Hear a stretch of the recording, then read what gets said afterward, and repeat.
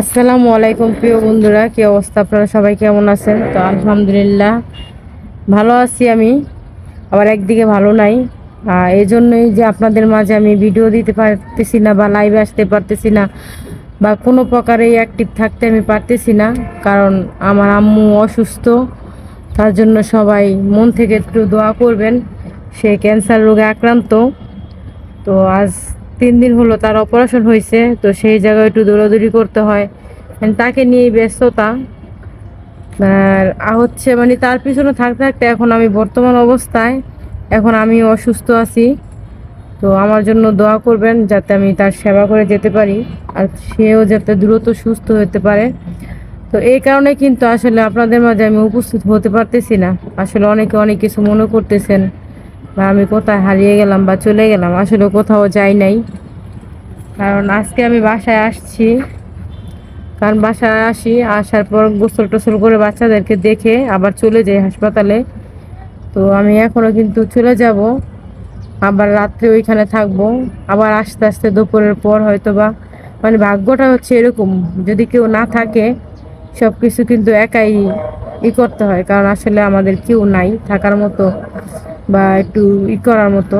আসলে নিজেরই কিন্তু পরিশ্রম করতে হয়, যেহেতু নিজের মা, কারণ নিজেরটা নিজেরই করতে হবে।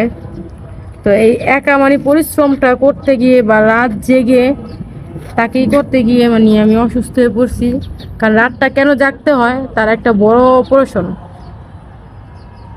অনেক বড় অপারেশন। তো সবাই দোয়া করবেন, মানে 2 ঘন্টা পর পর তাকে নলের মাধ্যমে আমরা খাবার দিই, সে মুখ দিয়া খাওয়া বন্ধ টোটালি। মানে আমরা যাই খাওয়াচ্ছি তাকে ওই নল দিয়ে খাওয়াচ্ছি। তো এই জন্য মানে টাইম টু টাইম তার খাবারটা দিতে হয়, যেহেতু এই রোগের। তো যাক, আল্লাহ মাফ করুক, যেহেতু অপারেশন করছি, এখন বাকিটা হচ্ছে আল্লাহ তালার উপরে।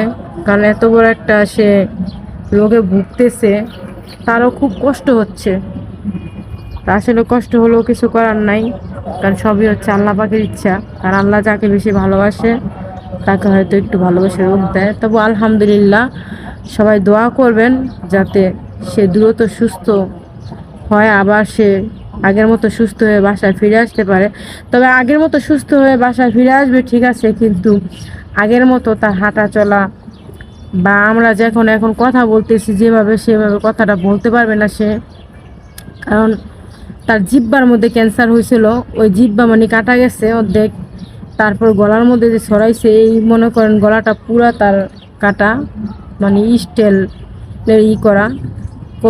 মানে খুবই কষ্টকর। মানে তার কষ্ট দেখলে কিন্তু আমাদের কষ্ট লাগে, লাগলে কি করব, মানে করার মতো কিছু নাই। তবে সবার কাছে দোয়া চাই, সবাই মন থেকে দোয়া করবেন আল্লাহ যেন তাকে দ্রুত সুস্থতা দান করে।